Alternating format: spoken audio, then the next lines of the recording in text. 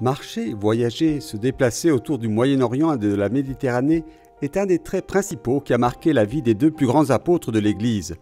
La fête de Saint-Pierre et Saint-Paul est l'occasion de reparcourir les routes et les pays qu'ils ont traversés.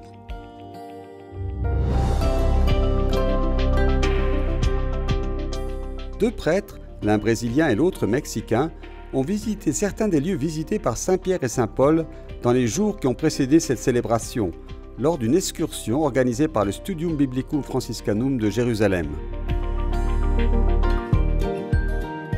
Sur les traces de Saint Paul, l'apôtre des gentils, le persécuteur des chrétiens frappé sur la route de Damas, ils ont fait un voyage qui les conduisit dans 12 villes de Grèce, dont Athènes, Thessalonique et Corinthe.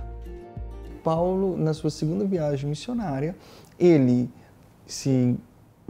Paul, dans son deuxième voyage missionnaire, se rend directement à Corinthe.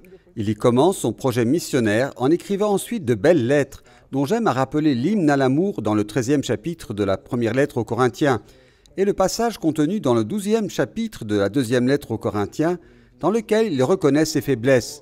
Sa faiblesse est la force qui lui permet de continuer à évangéliser.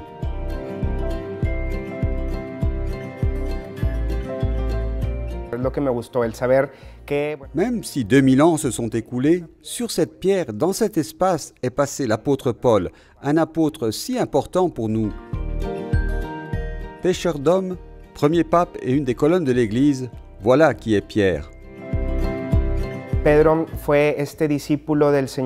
Pierre était un disciple du Seigneur très proche de lui. C'est à lui qu'ont été remises les clés et qu'a été confié le ministère de chef de l'Église primitive, le premier pape tel que nous le connaissons aujourd'hui. La figure de Pierre est essentielle pour notre foi et notre Église.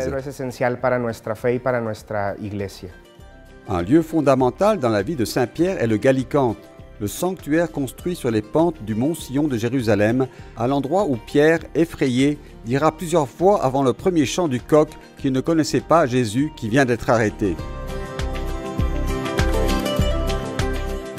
La fête de Saint-Pierre est l'occasion de se rappeler le message de ce sanctuaire qui est surtout celui de la miséricorde exprimé par le regard de Jésus sur Pierre après son reniement. Lorsque le coq chante, Pierre se rappelle que Jésus lui avait annoncé son reniement et le regard posé sur lui, un regard de bonté, de miséricorde, de pardon, a suscité en lui le repentir. Il est sorti et pleura amèrement, nous dit Saint Luc.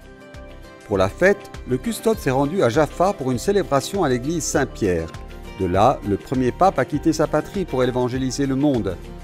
Pierre est donc un apôtre, a souligné dans son homélie frère Francesco Patton, qui nous rappelle que l'église a commencé au sein du peuple d'Israël, mais qu'en même temps elle s'est immédiatement ouverte à tous les peuples.